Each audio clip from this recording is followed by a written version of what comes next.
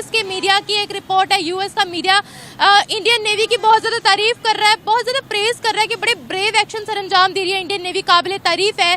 और हम भी चाहते हैं कि हम भी इंडियन नेवी से कुछ सीखें। इंडिया पूरे इंडियन ओशन को कवर करता है। Indian Ocean belongs to India and India is the king of Indian Ocean. America जो है वो भारत के साथ खड़ा हो गया है। इस्लाहात की बात आपने की है मनमोहन सिंह की भारत में, उन्होंने जब इकॉनमी अपनी को खोल दिया तो उसके बाद उन्होंने पीछे मुड़ के नहीं देखा। उन्होंने 30 साल के सफर के बाद आज वो जहां पे जाके खड़े हो गए हैं, दुनिया के हर बड़ा मुल्क उनके साथ काम करना चाहता है। भारत जो है वो खुल खेल के सामने आ रहा है। एक तरफ ऋषि सुनक बैठे हुए हैं बरतानिया के अंदर जो उनको सपोर्ट कर रहे हैं, तो दूसरी तरफ कैमला हैरिस जो है वो एक आप देख लें, अभी भी IMF की जो यहाँ हेड आई है वो एक भारतीय निजात खातून है। बलूचिस्तान के हालात आपके सामने हैं कि बलूचिस्तान के इस वक्त बलूचिस्तान लिबरेशन आर्मी के मिलिटेंट किस तरह पाकिस्तान पर अटैक कर रहे हैं। पाकिस्तान इस वक्त हमलों की जद में है, दहशतगर्दी की जद में है।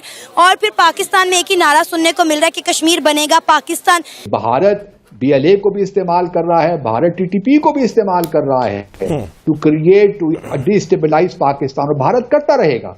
भारत की एक लॉन्ग टर्म पॉलिसी है, वो आपको इकोनॉमिकली ग्रो नहीं होने देगा, वो आपको पॉलिटिकली स्टेबलाइज नहीं होने देगा।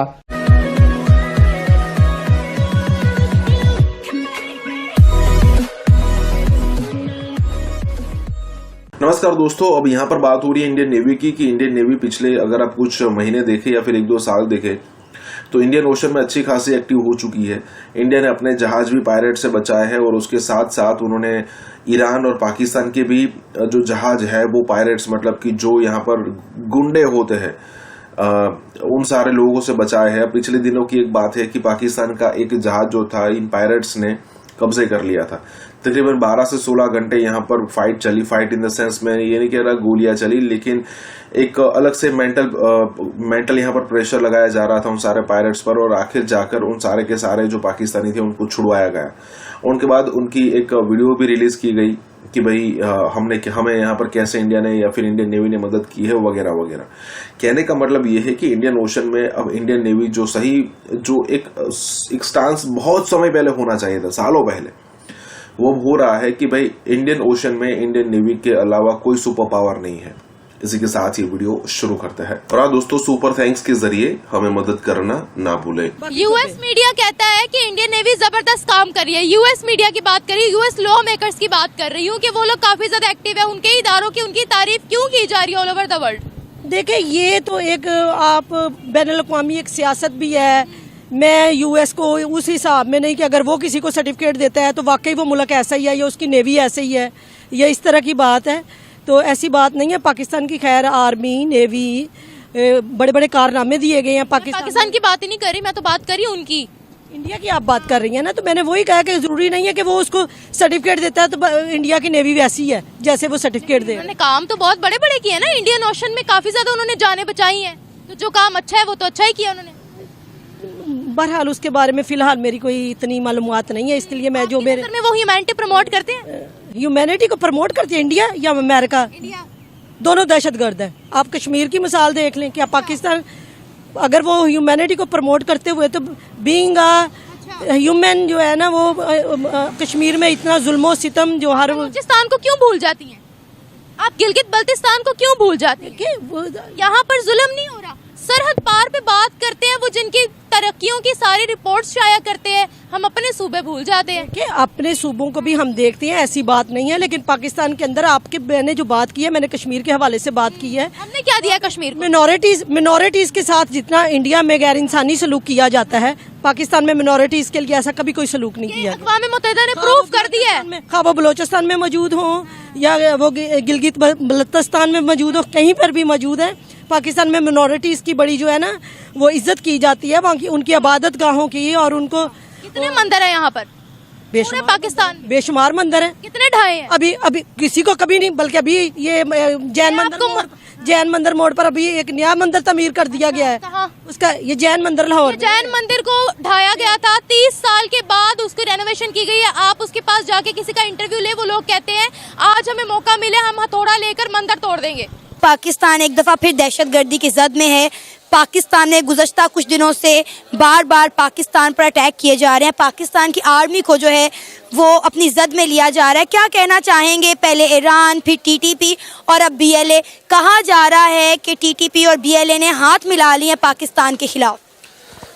देखिए जी, ये कोई नई बात तो नहीं है। अगर ये आज ही सामने आई होती तो फिर हम कह सकते थे कि ये इस तरह से कोई नई चीज़ है। ये तो पाकिस्तान जब से बाकी लोगों के लिए जो है ना वो इन मामलात में इन्वॉल्व है, हमारी पॉलिसीज़, फॉरेन पॉलिसीज़, अपने हमसायों के साथ जो हमारे ताल्लुकात है, तो वो सबके सामने है। और वो ऐसा नहीं है कि ये कल की बात है कि कल ख़राब हुए पहले ठीक थे। ये तब से जो है ना वो इस तरह से प्रॉब्लमेटिक है।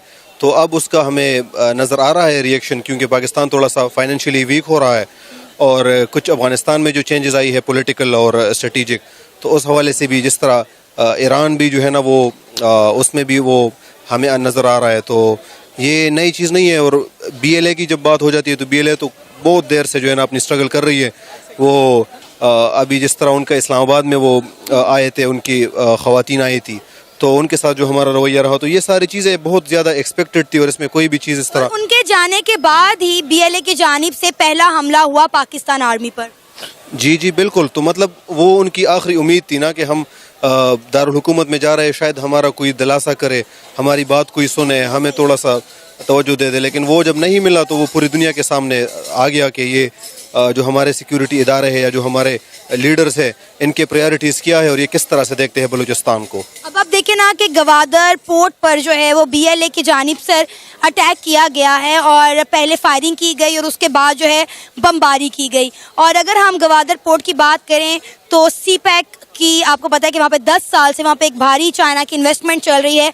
सीपैक के प्रोजेक्ट पे काम हो रहा है, बहुत से पाकिस्तानियों की उम्मीद है सीपैक, और कहा जाता है कि पाकिस्तान की बैकबोन है। तो वहाँ पर आप देखें कि वहाँ पर इस तरह से ये अटैक हो रहे हैं और कहीं ना कहीं अगर ये हमारी पब्लिक या हमारा मीडिया, हमारे अदारे इस चीज़ को एक्सेप्ट करें या ना करें, गवादर पोर्ट भी बलूचिस्तान से रिलेट करता है। बिल्कुल बिल्कुल यही बात है। मेरे ख्याल में ये जो हम लोग का मेन रीज़न है वो भी यही है। वो कह रहे हैं कि आप लोगों ने, हमारा एक शहर था, हमारे रिसोर्सेज थे, हमारे बॉर्डर्स, वो हमारे साहिल थे और हमारे जो मछलियों का कारोबार था वो आपने दे के जो है ना चाइनीज़ को दे दिया और उसमें आपने जो है ना वो फ़ौजी मिला दिए अपने मफादात में उनके साथ। तो हमारा क्या बनेगा? मतलब हमारी ज़मीन आप ले रहे हैं, रिसोर्सेज ले रहे हैं। तो वो जब उनकी बातें नहीं मानी गई, इससे पहले जो है ना वो मौलाना हिदायतुर रहमान की नुमाइंदगी में जो है ना लोग निकले थे, उनकी बात किसी ने नहीं मानी। तो ये जो है ये एक मैसेज है गवर्नमेंट को, बीएलए की तरफ से भी, पूरे बलूचिस्तान की तरफ से, कि तुम लोग अगर इस तरह से ट्रीट करोगे ना तो ये तुम्हारे लिए फिर हम मसाइल क्रिएट करेंगे। और ये जो तुम सोच रहे हो कि हम जो है ना चाइनीज़ को लेके आएंगे, इन्वेस्टमेंट लेके आएंगे और बलूचिस्तान के लोगों को उसमें से कुछ हिस्सा भी नहीं देंगे, तो इसका नतीजा जो है ना वो अच्छा नहीं निकलेगा। और इसका ये फिर बहुत ज़्यादा एक्सपेक्टेड इसका रिजल्ट है, इसमें कुछ अनएक्सपेक्टेड नज़र नहीं आ रहा।